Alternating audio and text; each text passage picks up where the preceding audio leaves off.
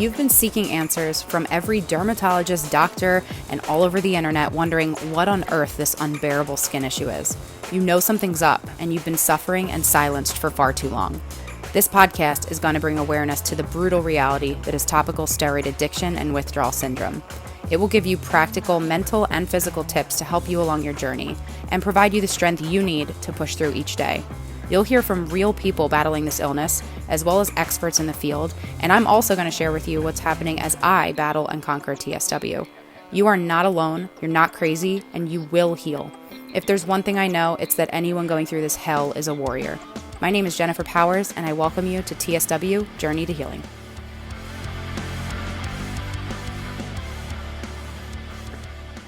Welcome, Mo Ali, to this podcast. I am so excited to have you. Welcome to TSW Journey to Healing. Thank you so much for having me. Absolutely. I'm honored that this is the first, is this correct? It's the first podcast interview that you've ever been on? Yeah, it's my first podcast ever. That is so exciting. Well, I am so privileged to be the first one to have you on. I know we don't know each other well at all, but being a part of this community, it's been pretty amazing meeting the people. And you are one of them that have such a gift with your words. Every single one of your posts in the ITSAN Facebook group have just really spoke to so many people. And I actually want to, if I have it up here, they're so hard to choose because you have such a way with words, but one of your posts, which I believe was just from August 29th. So just a few months ago, you wrote in there, a decade of despair, stress, regret, and rage. And all it took was a few weeks of a change in diet and environment. I lost count of the number of times I resigned to doubt. I am in disbelief. I'm struggling to accept these physical changes. I keep looking at them like a madman. If only my brother, who was in this hell, could experience this overwhelming relief. A beautiful and hurting man denied a life and deceived by dermatologists. They tried to do the same to me, to you, to us all. And for what? Money and ego, arrogant pencil-pushing drug dealers that think they know better because of a degree, a piece of paper. And you go on and describe your feet and the pictures. I hope this doesn't make you feel bad in any which way, but you're one of those people that really had this bad, and I say that gently, knowing that anyone listening to this right now is either a caretaker, a caregiver, or somebody who's currently suffering. And I know that some people that don't look necessarily quote unquote bad still feel the horrible effects. And I'm not belittling or diminishing anyone, but I do, I want to give you that credit where credit's due, because you've looked like you've had a hell of a journey, my friend. Yeah, I appreciate the kind words and the way you put my comments in. Absolutely. But sorry, go ahead. That's okay. I was just going to say, so giving that, not really an intro, but just reading a post, I would love for you, because one of the things that really jumped out at me was one of your, posts read, for the past 9 years, 7 of which you were rendered, you said, a total recluse in your home, and that you looked like this 99% of the time. Well, and it really got to me because you said you appeared to be like a dying person who was still very much alive. That crushed me reading that, and I can feel your pain. Before we continue, if I share any more of your posts, I would love to take it back to the beginning. I would love to give you the chance to tell your story, because yours is one, this has been a very long journey for you, and probably longer than most people. So why don't you tell everybody listening, who you are, where you're from, give that backstory, and then how you came to discover what you were going through, what TSW was. Of course. Thank you. Well, I'm from the UK, and I developed chronic eczema back in 2011 after starting a weight training program and taking something called whey protein. It's like condensed powder protein made from milk, and I had an allergic reaction to it. And instead of just stopping the protein itself, I thought I was just developing a skin condition because other family members have it as well.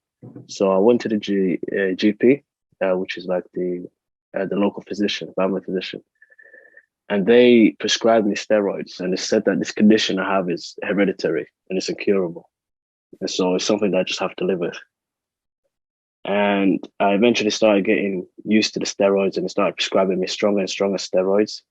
I started all the way from something called hydrocortisone. I don't know if you have that in America. Yep. Yeah, we do. Okay, and all the way up to something called Dermavate, which is like the strongest cream that they have, or strongest steroid cream. Hmm. After that, that stopped working, and then they started prescribing me oral steroids, something called prednisone, I Yeah. think it was called. And I kept getting several, because my immune system was getting destroyed from these steroid creams. I kept getting infections, staph infections, and they gave me several rounds of antibiotics, and that further damaged my body. And then they kept giving me antihistamine tablets to help with the itching and sleeping because I became a very bad insomniac. At that moment, I was in college and I was on the verge of dropping out. But before it got really bad, I managed to complete my course. So I was very fortunate in that regard. Um, Overall, I took the steroids for about a year and a half, almost 2 years, just under 2 years, between a year and a half and almost 2 years. And I began the withdrawal on January. I remember on January 2014. That's when I officially stopped using steroids. And that decision I made was the most difficult decision in my life because I didn't know if I was doing the right thing because everyone around me was telling me I was crazy for stopping the steroids. My doctor was telling me, my doctor refused because at that point, just before I stopped the steroids, I was getting sick benefits, sick pay, because I couldn't work at the time. So, and the doctor, instead of giving me a medical note to continue receiving, unemployment support. I don't know what they call it in America. Over here, they call it employment support allowance. Mm-hmm. It's basically a benefit that you get when you're too sick to work. My doctor refused to prescribe me the medical notes because I refused this treatment. So he said that you're doing this to yourself. Oh my gosh. Yeah. So at that moment, I had no money and I didn't want to keep going back to family to have to ask them for money. And in college, I just finished college at that point, so that wasn't an issue for me. So basically, my life was just falling apart completely, in the literal sense as well, because my body was falling apart too. And Gosh. so when I stopped the steroids, I flared up in a way that I've never imagined. Before I used the steroids, I was only just itching. It was just a rash, and it was irritating. And at that moment, I thought this was a disaster. But I really realized what a disaster truly means once I stopped the steroids. I got I started bleeding a lot and getting cuts everywhere. And the skin condition spread to, I would say, 90% of my body. The only places that weren't impacted were my hands and my feet at that time. And even all went all the way down to my private areas. Yeah. And I couldn't sit, I couldn't use the bathroom, I couldn't have a shower, even though I wanted to, because I felt absolutely disgusting just having all of this stuff coming out of my body. Yeah. So I would go weeks without, sorry to sound absolutely gross, but No, I it would go, doesn't. I understand. yeah, I would go weeks without having a shower at a time, because as soon as the water touched my body, it felt like sorry, it felt like I was having acid poured onto my skin. Yep. It was like having like vinegar on an open wound. It hurt so badly. My body could not tolerate it at all. And there was this foul, oozing smell that would just be coming out of my face and my neck. So it made it very difficult to sleep. And the psychological effects of it made it difficult to sleep. I became an insomniac on top of the physical discomfort, which made it definitely impossible to sleep. I was like that for I would say a good 4 years in a row, no breaks at all. Oh my Yeah, God. the flare-ups were going on for would last about 3 months, 2, 3 months at a time. And as soon as the flare up ended, I would become extremely dry, up to the point where I cannot move my neck without it cracking and bleeding. Oh my God. And that was the only break, so quote unquote break, that I had from the actual flare ups. The flare up break itself felt like a flare up. And during that entire period of the 9 years that I was in withdrawal, I was also a caregiver to a disabled brother that I have, and I lived in a very stressful family environment, which made healing very difficult. On top of that, I was eating very poorly. I was smoking cigarettes frequently, and just wasn't giving my body a chance to heal. But in the last, before I get too far ahead, in a few months into the withdrawal, 2 years into the withdrawal. Actually, yeah, I'm sorry, I've got some kind of blanks in there. That's okay. In the memory, yeah. I don't remember so much of the withdrawal. That's the weird part. I don't remember much between when I started the withdrawal up to now. It seems like one big hazy memory, if that makes sense. Yeah. Because every day was literally the same thing. And so it's hard to distinguish what happened on what days. But I remember a few months into the withdrawal, I became a full-on agoraphobic person. I refused to leave my room. I became a total recluse, a hermit. I did not leave the house at all. Wow. How long did that last for? It lasted for 7 years. Oh my gosh. Wow. Yeah, it lasted for 7 years. I left the house. I did while I was going through the withdrawal in those 7 years. I left the house about 5 or 10 times in total, but it was very sporadic. For example, I would go out in 2013 once, and then I would not go out in 2015 again. And every time I did go out, it was only at night. And I was going to the local petrol station, the service station, at night, about 2 or 3 a.m. in the morning. And I always aimed it at that time because no one's around. Because in my area, I have all my friends live in the area. And it's an area that I grew up in. So I avoided seeing anyone. I would leave the house only at 2 or 3 a.m. to go to the petrol station to get some cigarettes. And just sit at a bench near the service station and just sit there for a couple of hours, just chain smoking. And then I would go home before the dawn kicked in, before daylight started coming up. And then I wouldn't go out again for several years.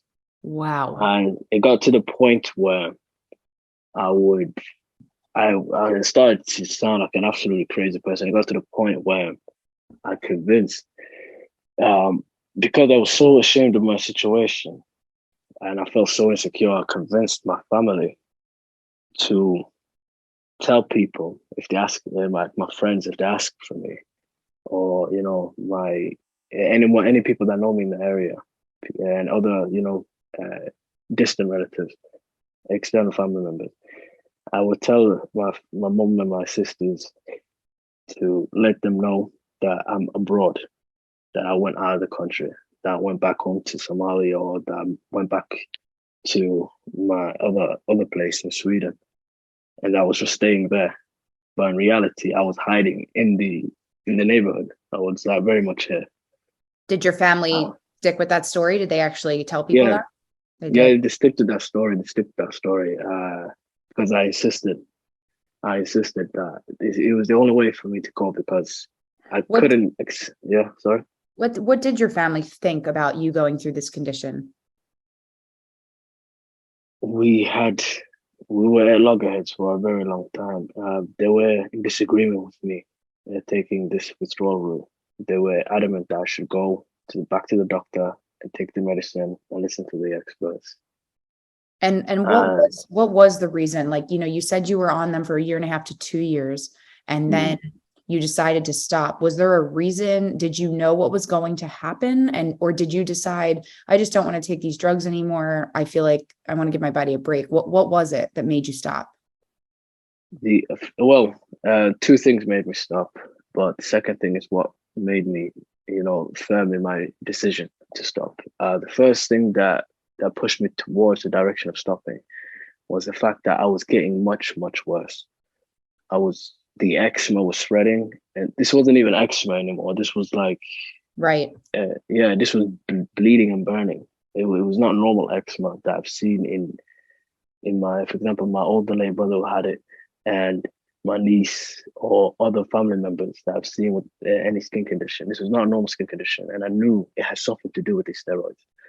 And I kept getting because the local physician here in the UK, they have a universal healthcare here. And my mom insisted that maybe we should go private. Maybe if we go pay a dermatologist privately, they will help us. Because because my mom was thinking maybe money is the issue, and maybe these doctors aren't helping you because they're getting paid by the government. Instead, if you pay out of your own pocket, you pay a lot more money. They'll be more inclined, like getting a high rate lawyer, for example, that will provide a better service. Yeah. So we tried that route, and it was an absolute waste. The dermatologist that I met, all she did was just give me more steroids. And she gave me false hope, though. She said that I would heal within 3 years if I stick to her method of recovery. And she said I will heal in 3 years, and this is not permanent. But that was true in a sense. Of course, it's not permanent, but she was saying that the steroids will help heal me, which was absolute nonsense. Wow. And and she drained a lot of money from my family at the time, and I couldn't work either, so I had to rely on them to pay for my appointments and for my meetings with her. And once, I remember the last time I came to her office, and I said to her, I can't do this anymore. I'm getting much, much worse. And in fact, it wasn't even the skin condition that was bothering me at the time. Of course the skin condition was bothering me at the time, but there was another aspect to it that was scaring me.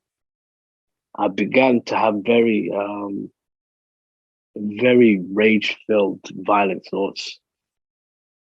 I was always having an urge to just blow up and just get into a confrontation, and that wasn't my usual nature. And my sister started noticing that I was becoming more aggressive around the house and around the neighborhood. She would be worried that if I leave the house, I would do something stupid. And I read the leaflets. I read the leaflets of the steroid creams that they were prescribing me. And I remember very vividly the prednisone tablets that they gave me. I read the leaflets near the time that I was planning to stop the steroid. And one of them was severe depression was a side effect, and mood swings. So I knew for certain that these intrusive thoughts that I was having was not me, that it was doing something to my mind. And I told the dermatologist all this, and she just dismissed me. And I also brought up Dr. Rappaport. This is how I came across ITSAN. This was around November times of 2013. I came across Dr. Rappaport on the internet, and somehow I just found him. Somehow I found him on YouTube. I remember I typed in something called Healing Eczema or something, and it was one of the videos that popped up. And I listened to him, and then I came across ITSAN.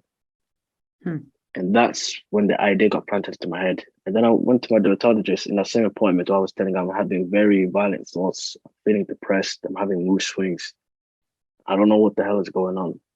These drugs are making me worse, and I'm scared of what I'm thinking, and and who I'm scared. I'm scared of who I'm becoming. Yeah. And then I told her about Dr. Rappaport, and I remember exactly. This is verbatim what she said to me. She said to me, "Don't believe the internet." Oh God. Yeah, and I said to her, "He's a real doctor. You can call him. He's a licensed dermatologist, just like you. He's been in the game a lot longer than you. You can speak to him directly. Maybe he's onto something. Could you just at least consider that there may be some legitimacy to what I'm telling you?" And she just rolled her eyes at me. Literally, she just rolled her eyes at me. And I swear to God, I grew up in a very difficult area when when I was a kid, and there would be a lot of moments where I would get into a lot of fights, and in that, I swear to God, that I've never felt an urge to take someone's life until that moment.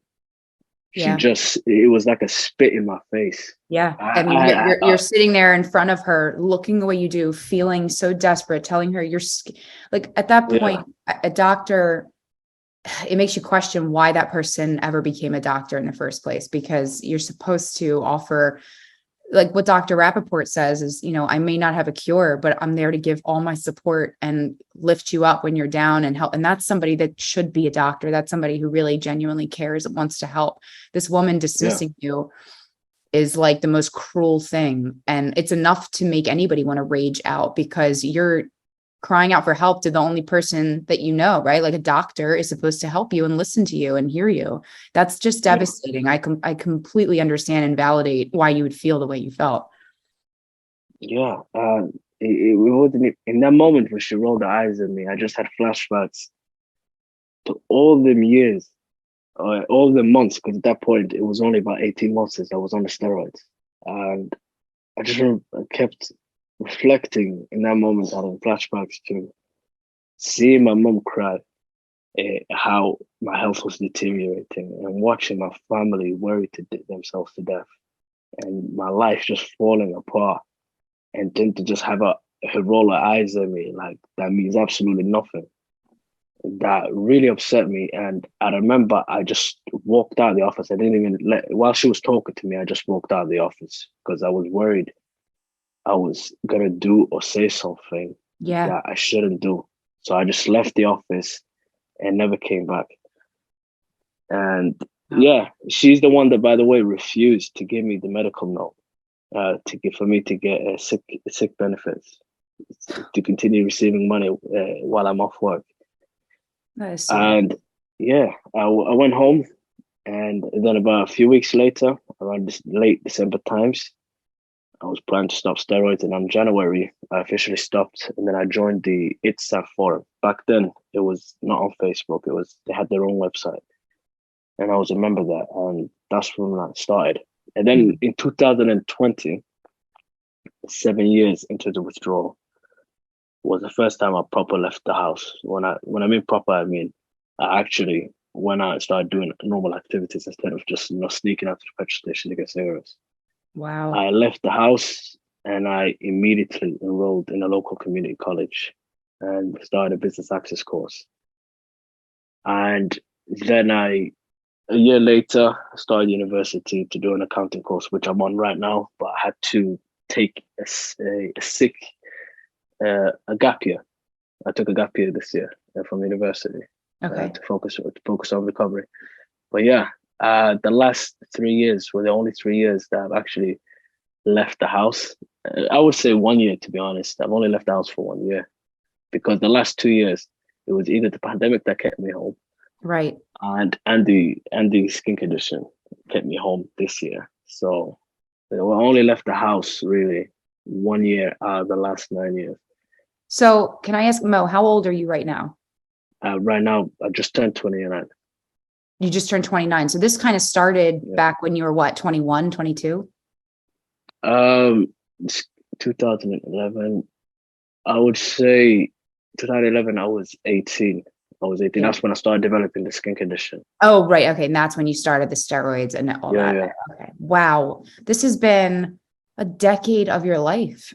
I Yeah. mean, it's It kills so, me when I so remember hard. that. In the grand scheme of things, is it a drop in the pond if you live this wonderful 70, 80, 90 plus year life? Yes. But when you're in it a decade, no one can take that away from you. I mean, that's something that you can't get back. All those years of not leaving the house, those years of the turmoil and the pain and how lonely and isolating that must have felt. Like, can you tell, and I'm curious, like during that whole span of time, what would you say was the rock bottom, absolute worst part of that for you?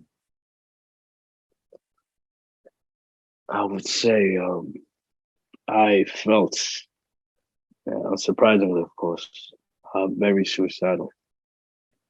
I wanted to take my life for a very long time, but I couldn't go through with it because I didn't want my family to see me in that state. I didn't want it to walk into my room and just see me, see my corpse just lying on the bed or on the floor. I don't want to leave that image Yeah. in that with them. So I would just, I developed a very weird habit of dying vicariously through other people. Let me explain what I mean by that.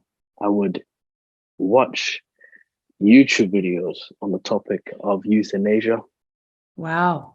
Yeah, I would watch videos on the topic of euthanasia, and I would imagine, the people were talking about whether it should be legal or not. Yeah, and people that that actually want a person to go through it. They go to places like Switzerland or Yeah. Holland where it's actually legal, and I would watch their journey, and then all the way to the end, and I would just sit there, just watching the documentary, and I would think to myself, I wish that was me. Oh And my just God. watching that, yeah, and instead of, of course, I empathized with how bad the person that's in it, what kind of pain they must be in to want to go through that. At the Yeah. same time, I was envious. I wish I was in that position. Like, I wish I could just go into an office and be given something that could just stop my heart beating painlessly. And, but, and of course, I would also fantasize about going there myself because because I'm a Swedish citizen, and it's a part of the EU, just like Switzerland, right? And there's free travel between them, visa free travel. So I could just literally just get my passport and just buy a ticket and just fly there without having to apply for anything. And I was thinking of doing that for a long time, just saving up some money and just one night just disappearing, catching a flight out of the UK to Switzerland. Oh my gosh.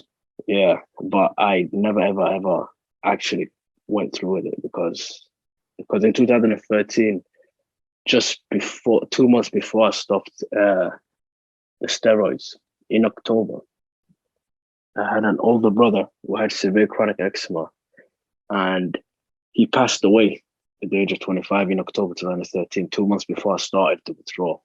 Oh my gosh. I'm so sorry. No, it's okay. It's all right. It was his time to go. It just went back to God. And when he passed away, the grieving didn't even hit me until years into the withdrawal. Sometime in like 2015, I remember having a breakdown, and it finally hit me what actually happened a few years before that he passed away. And he had severe chronic eczema. He had it really bad. His actually looked like, I think he was going through with topical steroid withdrawal without even knowing it, because he would go days without steroids and he would flare up horrendously. Then he would use stronger steroids to suppress the reactions. So he was just reliving steroid withdrawal for years.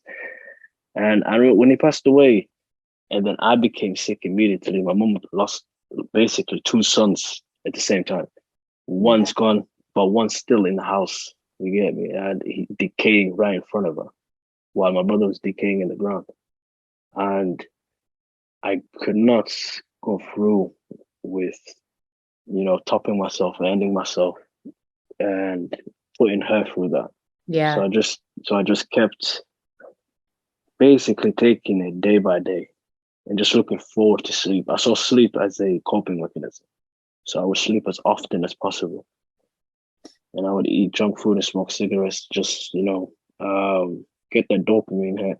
Just get through the day as quickly as possible. But I remember the most vivid moment that I actually was at my lowest was when I was trying to have a shower. And it finally hit me how old I am. That I'm now, no, I'm not just a kid anymore. I'm a fully grown man. Yeah. And I'm hiding in my mother's house. My mother and my sister are having financial difficulties. I can't help anyone. I can't help myself. I am a burden. All of these thoughts just hit me at one time while I was in the shower. And just sound ridiculous, but like those movies where the person just breaks down to the shower and they just sit down in the corner. Yes. Yeah, that's literally what happened to me. Yep. I I sat down in understand. the I did the same. yeah, it was crazy. It was like a scene out of a movie. I just sat down in the corner and the water was still running, and I sat there for about an hour, just staring at it, like, what the hell is going on? Is this how my story ends? Because this can't continue anymore. It's And heartbreaking. yeah, and there's a medicine cabinet in the kitchen, and after I left the shower, I remember just staring at it, thinking, what combination would give me the quickest results? That is when I generally became scared that I'm actually gonna go through with it. Because right now, my mind, at that moment, I felt like my mind was on autopilot. You know, like how when you're in a Yeah. violent confrontation and you react out of instinct. You're Yep. not thinking. You're defending yourself. You just react automatically. I felt like that that kind of thing would happen in that moment, and that's when I really, really got scared. And but thankfully, nothing actually happened. Did you end up telling your family that you were having these thoughts? Did you tell your mother that you were feeling suicidal a bit? No, I couldn't. I Yeah, couldn't. I I couldn't. I would. understand. Yeah, I couldn't do that to them. I would keep these things to myself. In fact, these comments that you saw on Facebook Yes. were the first time I actually expressed what I was feeling. Wow. Yeah, yeah. I did not express what I was going through at all. Um, I would often, have random uh, breakdowns in my room where I would just like sob uncontrollably for like half an hour and then just stop and leave the room looking absolutely fine. My family had no idea that I just spent most of the night crying in my room. They would have absolutely no idea. And I make sure that they didn't know that at all. I kept my emotions hidden. Mhm. And my mom said to me that she would often joke, you would make a great soldier because you seem very distant. Yeah, she would say that you would great because back home in our country there was a war going on for a long time, and she said that you would make a great officer over there because you just have absolutely no expression on your face. Right. And like Yeah, little did she know you were doing that to protect her, because if you were to show how you really felt, it would have crushed her. yeah, it definitely would have, and it would be unfair to her. It sounds like you're extremely close with your family, as am I. And my heart breaks so much worse for those of us that are suffering through this, that don't really have that support system. What I think one of the things that you had written in one of the posts was you started to notice that your healing actually really began when you changed your environment. So can you talk a little bit about that? Yes, in recent months, a few months ago, I moved out because I was during my withdrawal. I was living in my mother's house with my siblings, younger siblings, and in that house, I was also a carer because I've got a disabled brother who lives there as well. So I was helping out, looking after him, and it was a very, it's something called caregiver burnout. But you Yes. just feel you've overextended your energy, and because he's autistic, he would have these frequent meltdowns, which made sleep even more difficult. And Yeah. like at night, he would just randomly cry, and we had to console him. So that would interfere with my recovery as well. And it was Yeah. like that for several years. And so a few months ago, me and my family agreed to get a government support and getting him into like a part-time residential place, and to get some help for him and to give myself and my mom and siblings some breathing space and some time away from the family for him as well. And I made those arrangements. I moved out and I moved to a different city. I lived in Sheffield uh, during that withdrawal period, and I moved to Birmingham a few months ago. And since I've been here, I haven't had to. I haven't had many responsibilities. I haven't been looking after anyone.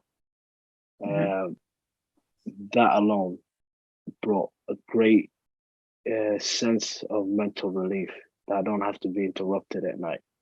That Yeah. I don't have to worry and get up and do anything for someone else and overextend energy. Because now I've got help with my brother right now. So I'm Mhm. not alone. I'm not alone in it. And also being in a new environment helps. Me and my mum particularly, we were not seeing eye to eye a lot because she Mhm. was not happy with the journey with the decision that I made to stop the steroids. She was not happy with it, even though she wanted me to heal. She was saying, "You've been doing this for so many years. How long are you going to continue?" And I'm like, Yeah. "Mum, it's going to get better. I know this is the way. So many people have healed. Watch, look at these Facebook pictures, the ITSAN group." And she still wouldn't believe me because, but what about you? You're not healing like them, so clearly it's not working for you. We'd have these arguments, and that would raise tensions. There would be family problems. Yeah, my sisters would get involved in the confrontations. It was just Mhm. a lot of family disputes. So moving out to Birmingham has helped me. And also, while I moved to Birmingham, I came across something called the carnivore diet. Mhm. And that, I believe, was responsible for like 70% of the healing. Because I cut out all plants and carbs and everything. Because I've been eating fruits and vegetables for like the past 8 months, and I was not getting any better at all. Well, because that's what And we're taught, right? We taught lots yeah, of fruits, lots of veggies. That's yeah. Yeah. I just started it myself and I'm not like, I don't know if I'm doing it exactly correct, but I'm doing the best that I can. And so far I like it. But you really do choke 70% of healing up to that, huh? no, definitely, Wow. because there's just no other explanation. There's no other explanation because yeah, I think because I was eating healthy even when I was in Sheffield when I was staying with my family, with my mum. And during the height of my patrol, there were times where I would be eating healthy for like 6 months straight. I would just eat fruits and vegetables. I would not smoke. I would not eat grains. I would just eat super clean. And Hmm. I was exactly the same. I was exactly the same. And in fact, it became even worse. I lost so much muscle mass. I became very skinny. I became Hmm. very skinny. And when I started to withdraw, my weight I was a very large man. I was about no, actually I wasn't a man. I was a kid at that time. I was about 111 kilos. Okay. Which is, I don't know how to translate that into pounds. I don't know how many pounds that is. But then when I started eating healthy, I came down all the way to 51 kilos. So I was almost half my body weight was just gone. It sounds like 111 kilos it says 244 pounds. Could that Yeah. be? Yeah. Okay. And then I went down to like 52 kilos just by eating fruits and vegetables. Wow. And I lost so much weight, became very skinny, became unrecognizable, and fatigue kicked in. The depression was getting worse actually on the fruits and vegetables, which was very surprising to me. Yeah. I I I felt like my anxiety levels were very high. I always felt like an internal impending sense of doom, like something bad is going to happen. I felt very unsettled. But once I Yeah. started eating carnivore, that mostly disappeared. I don't feel as anxious anymore. My skin calmed down within 2 days of just eating meat. So in this diet, because everybody does their carnivore diet slightly different. If you Google and you look at blogs, some people do just red meat, some people do meat, chicken, fish, some people add fruit, but no vegetables. What exactly have you been doing? No, just meat. I only eat lamb chops, fatty meat, particularly lamb chops, lamb steaks, and beef chops and beef steaks, and minced meats, either Okay. beef or lamb, whatever they have in store that day, and also organ meats like liver.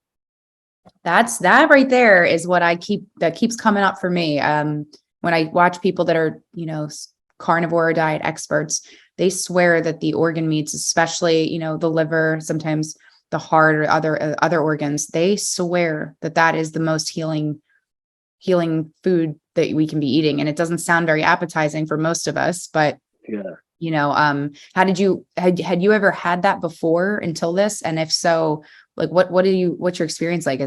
Do you like the taste? Do you hate the taste? Well, I just use salt so I just salt the meat to taste, and Okay. it's actually quite delicious. It's actually quite delicious. For me, food is less about taste, Yep. it's more about the texture, and I really love the texture of the meat. It's um, it's very satisfying. That's, I Yeah, I never really used to. Most people, of course, they're more drawn to food that tastes more delicious. But mhm. for me, I care more about the texture of the food Yeah. than the actual taste. So it was carnivore is actually working for me very well. Do you think, well, because I know we have like about, we have a little while left before we have to wrap things up, but you're saying it's 70% that started your healing. Would you say that you're fully healed now, or where are you at with your journey? Um, Indeed, I would say, I would say I'm about 60% healed. That's a I big would say deal. about, yeah, I would say about 60% healed, but I'm still quite bad in the sense that I've got a lot of gentrification. I think it's called, you may know it as elephant skin. Yep. I've got it, scratch marks all over my body, discolorations, and extreme dryness. That's still a problem. That's still a problem. And Did you do the no moisture treatment or moisture withdrawal, or do you moisturize?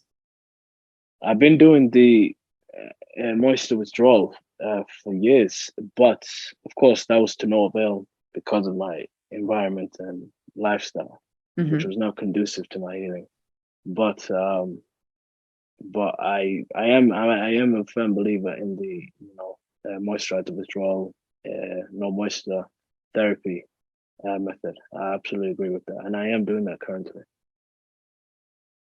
What would you, I just feel like, gosh, you're such a champion through this, because there are plenty of people that do take their lives or do quit or go back on steroids. Mm. Was there a time, I'm sure there was, but was there a time during all these years that you thought, all right, let me just go back on them and they'll work and I'll be done with this? Or were you adamant the entire time that I will never touch them ever again? You made a point about the suicide thing, about people killing themselves with steroids, and I'd like to come back to that right after I make this point. Yeah. Um, there was, I was completely sworn off steroids. I've never ever had an urge to ever use it ever again, ever. Not even in my worst flare-ups did I even consider using it, because I saw it as the cause of my problem. I saw it as the enemy. Yeah. I would actually, if I had to go on steroids to regain some semblance of a life, I would actually end my life. And there was no way I will ever go through this world using steroids. Yeah. I absolutely hate it so much. If it was a human being, things I would do, I would get several life sentence for it. Yeah. Yeah, I agree. Yeah. that's how much I hate it. Yeah. That's how much I hate it, because the emotional instability that it caused to me in particular using the steroids. When I started using the steroids until I stopped the steroids was such a shock. I can't explain to you how messed up my moods were. It was unreal. It was Yeah. unreal. I didn't even know what was happening. For example, it'd be like a good day. I would have money in my pocket. My family's happy. I'd be out in the park with my friends on a summer day, and I just felt like crying for no reason at all. Yeah. Yep. Me I was too. just random mood swings. And I thought I was going crazy. That was the scary part. I thought I was actually losing the plot. I thought this is that's what people call when you're finally going mad. Yeah. Yeah, I thought that's what's happening. So no, definitely I was sworn off steroids. And to the point that you mentioned about people taking their lives in TSW, I came across a few people in the group that have done so. I can't remember the name, but it was of a guy. Someone in the group made a post about him, in a YouTube video about him, and he was going through withdrawal, and he had a kid. He had a kid. Oh my gosh. I remember there was a memorial page on Facebook of him, and he had a kid. I remember going through. I went up to the page, and I was looking through his photos, and he seemed like such a sweet person. And he had a little girl with him, which I'm assuming was his daughter, because she was in a lot of his photos. And he was extremely depressed, and he killed himself because of the withdrawal. And I actually my eyes started welling up, because I knew exactly what he must have been thinking and feeling in those final moments. Yeah. Because I came so close to it myself. So it sorry to swear, but it also pissed me off, the fact that doctors can just do that to someone, because he didn't do this to himself. No, and we can't, and anybody that devastatingly makes that choice, you have to think they are in an extreme amount of pain, especially a person that's a parent, because I have an 11-year-old son, and I, just like you, when you have those, because I've had those very, very, very bad thoughts. I think the first time I had one was probably about the 3rd month into this.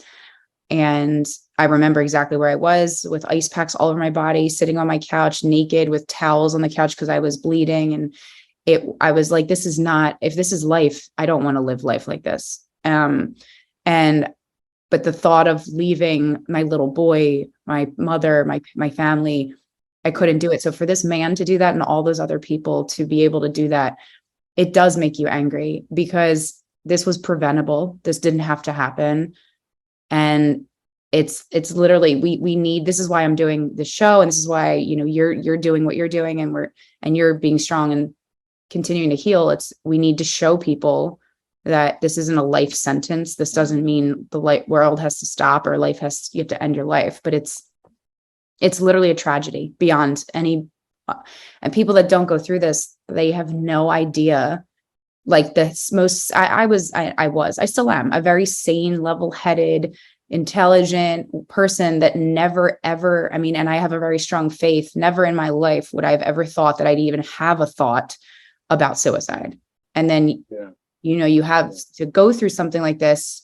The amount of pain and exhaustion and depression is so severe that it's almost like, how could we not have these thoughts? Because it's so, we look at people that take their life, and I don't know how you feel about it. I definitely am never, I don't care if he has a family, doesn't have a family. I don't judge that person or any of those people at all, because although suicide is never, ever the answer, I understand why they felt they had to do that, which is so sad. Right. I know, it's absolutely tragic that person could go to the extent of wanting to destroy themselves.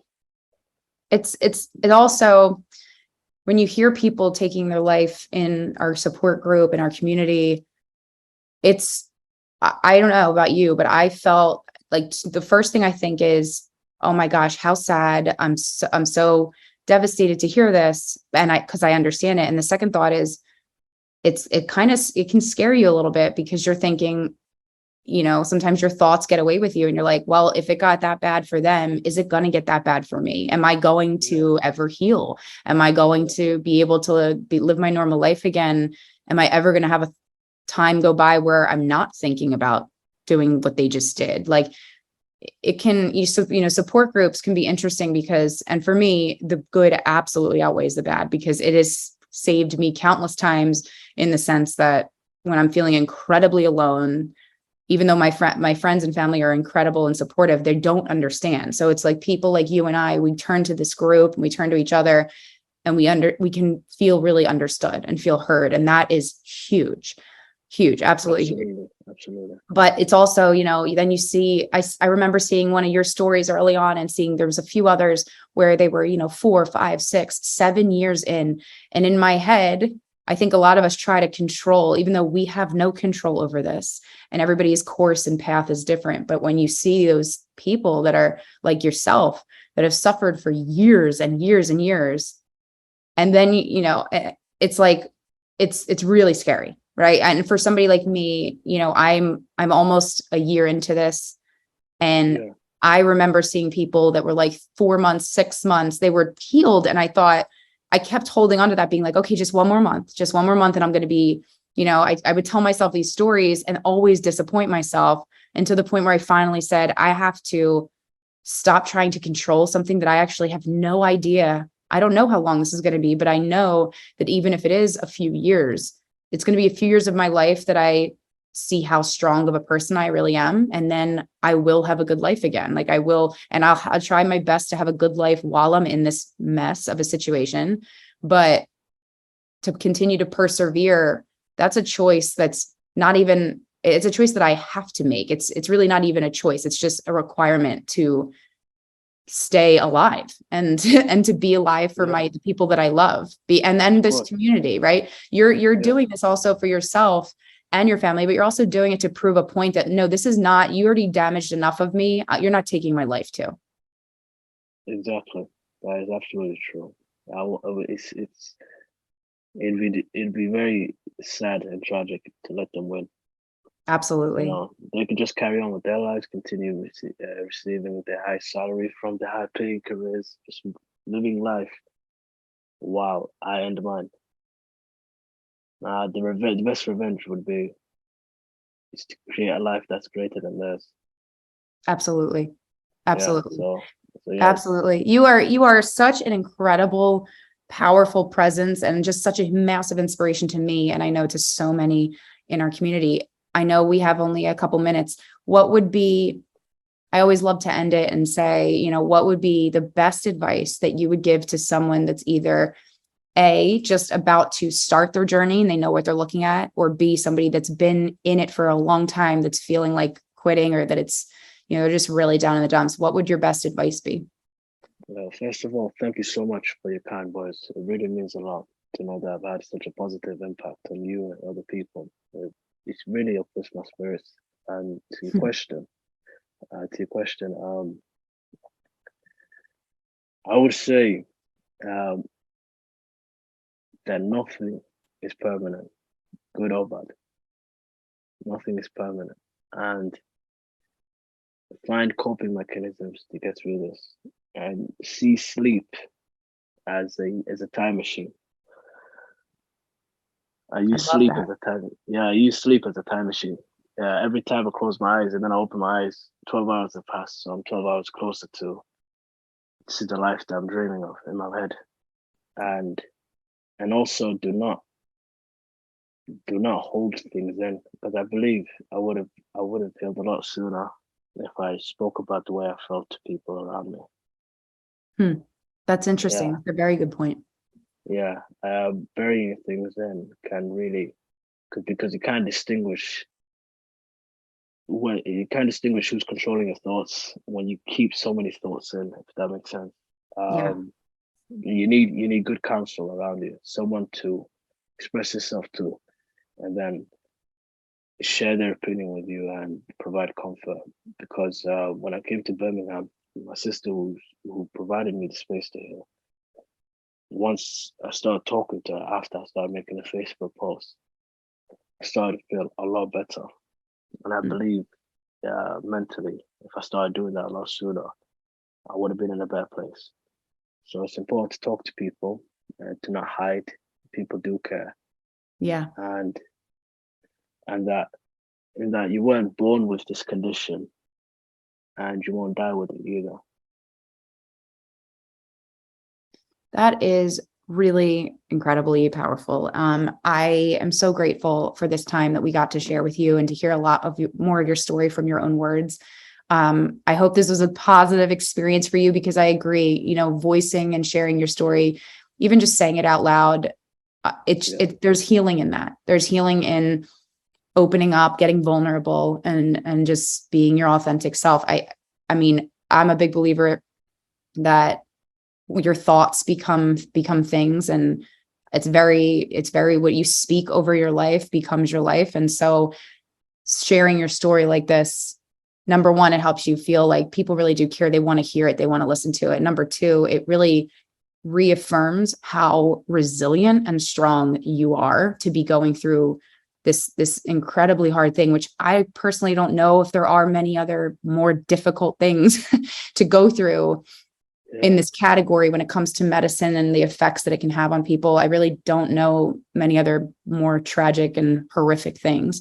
So I know that it takes courage to show up, to share your story. You've obviously proven how incredibly brave and courageous you are by battling this for this long. I really want to stay connected with you, and I want you to continue to share updates with me so I can share it with this audience, because I know everybody is looking to you for inspiration and also cheering you on, and we're all trying to hold each other up. And I just want to thank you so much. I hope that this was a good first podcast experience for you. It was. Good. Mo, thank you so very much. Thank you so much. It was actually a very cathartic experience just talking this out loud with you right now. So I love that. Well, we'll have to, you know what, when you're almost fully healed or fully healed, we'll have to have you back on the show and explain what happened from this point until the fully healed date and have a celebration. It would be an absolute honor. Thank you so much. Absolutely. Have a wonderful day and continue to heal. You too. Take care. Bye-bye.